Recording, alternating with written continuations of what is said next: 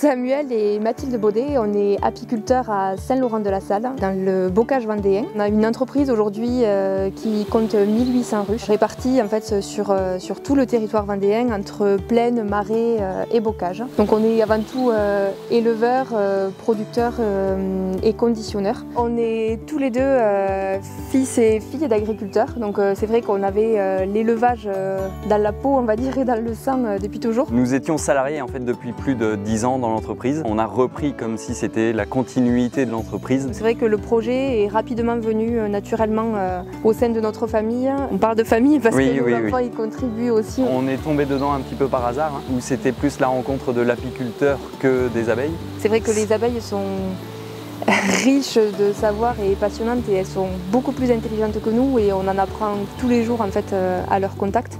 Donc c'est vrai que en ce sens, ce métier reste toujours passionnant. Là on va ouvrir les ruches, elles sont en train de produire, on a un très beau temps. Quand on arrive dans le rucher, on sait très bien que les butineuses sont en train de travailler et de rentrer du nectar.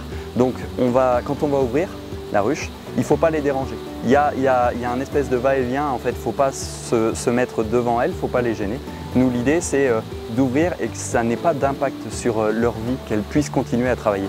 Donc là, elles sont en train de remplir les hausses, c'est la partie au-dessus de la ruche. Elles sont en train d'étirer les cires et de remplir en nectar en fait, sur le châtaignier. Donc là, c'est l'effervescence, on va dire, dans la ruche. Il y a la reine pond en masse, et puis en même temps, elle collecte du miel et du nectar.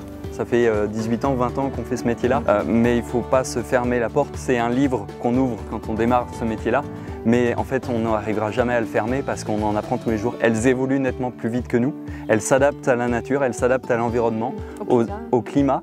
Et nous on observe simplement, on est là pour complémenter si elles ont besoin, récolter quand elles en font en masse. C'est plus qu'une passion, on en transpire en fait tous les jours, quoi. On se lève, on a déjà la tête dans les ruchers, on a déjà, vous voyez, écoutez le son, ce bruit, en fait c'est ce qui nous fait dormir le soir aussi, quoi.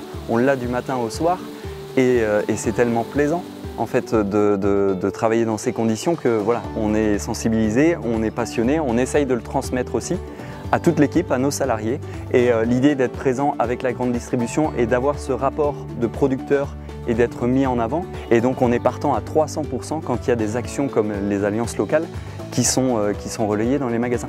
Chantonnay, en plus, on est juste à côté, on est à 10 km. Ça a un vrai sens et ça a de la valeur pour nous.